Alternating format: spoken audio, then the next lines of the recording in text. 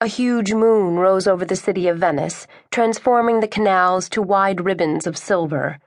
The velvety evenings had grown chilly and damp with the rising of the Acqua Alta, the relentless winter tides off the Adriatic Sea. Venice, the most beautiful of cities, was now more of an icy morass. Patrice Chevalier did not mind the cold. He strode along through the narrow alleyways and over the damp-slicked little stone bridges. No, he did not mind it one bit. The months since his return from London had brought about remarkable changes in his appearance. His new power had wrought his body, melting away the rotund flabbiness that had plagued him all his life, until only chunky muscle remained. Gone also was the bristle-broom mustache. The new Patrice was lean and chiseled, and wore his bespoke fur-lined cloak with an air of svelte confidence. To the unacquainted, he was a picture of modern wealth and manliness. Men tipped their hats to him when he walked by, and women smiled at him from behind their open, fluttering fans. In short, Patrice Chevalier had become the man he had always wanted to be, and he was savoring every moment of it. His walk through the dark brought him to an old wooden door just on the other side of the small footbridge. It was an unremarkable, unfashionable address, hidden away in one of the oldest, most run-down parts of the city. He studied the door for a few moments.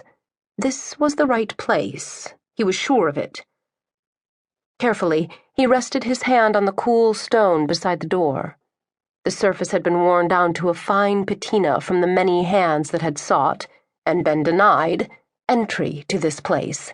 Generations of warlocks had solicited admission only to be desisted and turned away.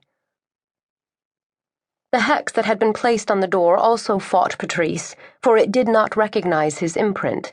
But he focused a fraction of his newfound power on it, and the stone soon gave. In the wall above his fingers, a faint symbol of a triangle with an apex eye had been carved into the stone. It started glowing bright blue as he easily unwound the protective spell which had been designed to keep outsiders away. He simply willed it so, and slowly the door rumbled as it opened. He wasted no time in climbing the high, narrow stairs that greeted him, and was secretly proud of the fact that he was hardly out of breath by the time he reached the top. On the landing, he was met with the sound of muted voices. He smiled. He flicked his cloak over his shoulders, straightened the lapels of his jacket, and stepped up to the barrier of power that covered the doorway. He had found the meeting of the Council of Warlocks. It was time to make an entrance. Good evening, gentlemen. I'm sorry I'm late. My invitation must have gone missing in the post, Patrice said with a small smile as he strode inside. Quite casually, he removed his cloak and top hat. No one offered to take his things, so, unperturbed by the slight, he set them down on a small table by the door. Who goes there? Grandmaster Conrad de Montague half rose from his seat. He sat at the head of an ancient table which stood in the middle of the room, framed by large, gracefully curving windows. Also in attendance were 11 other warlocks, the most powerful in the known world. Patrice noted that the 13th seat was still empty. Until recently, it had belonged to Hugh Marsh, his former associate.